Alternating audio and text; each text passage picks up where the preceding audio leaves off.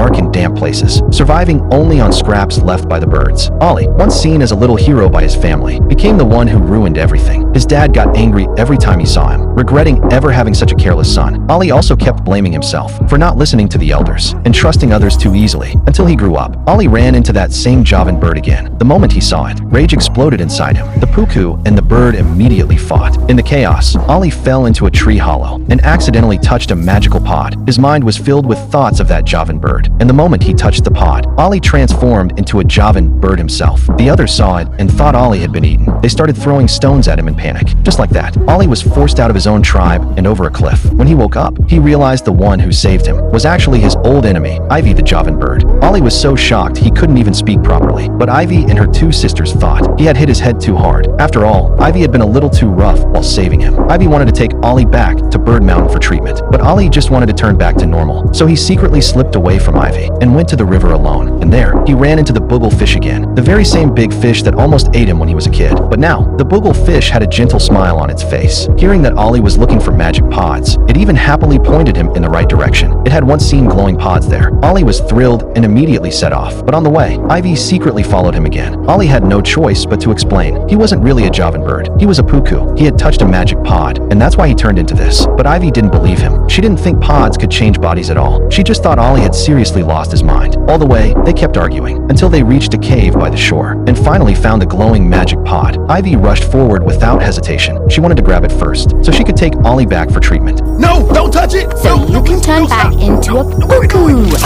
the strange creature you made up, so we can get back to Javan Rock. No! But thinking about being a puku, the moment she touched the pod, she instantly turned into a puku herself. The two enemies had switched bodies just like that. At that moment, Ivy finally believed what Ollie had said, and she suddenly realized Ollie was the little puku she had fought with just yesterday. They went back to the boogle fish again to ask where more magic pods could be found. The boogle fish told them it had heard of the Zo legend. Near the waterfall, there was a Zo corpse, and there, a large field of magic pods grew. So Ollie and Ivy set off again, but Ollie still wasn't used to the Javan bird body and was too scared to fly. He could only walk slowly toward the waterfall. Unexpectedly, they ran into the red-leaf wolf on the way. Ollie and Ivy ran desperately, barely surviving each close call. In the end, they were forced to jump off a cliff at the edge of life and death. Ivy kept directing and encouraging Ollie. Finally, Ollie spread his wings and flew. It was the first time the two enemies truly worked together, and the barriers between them slowly began to melt.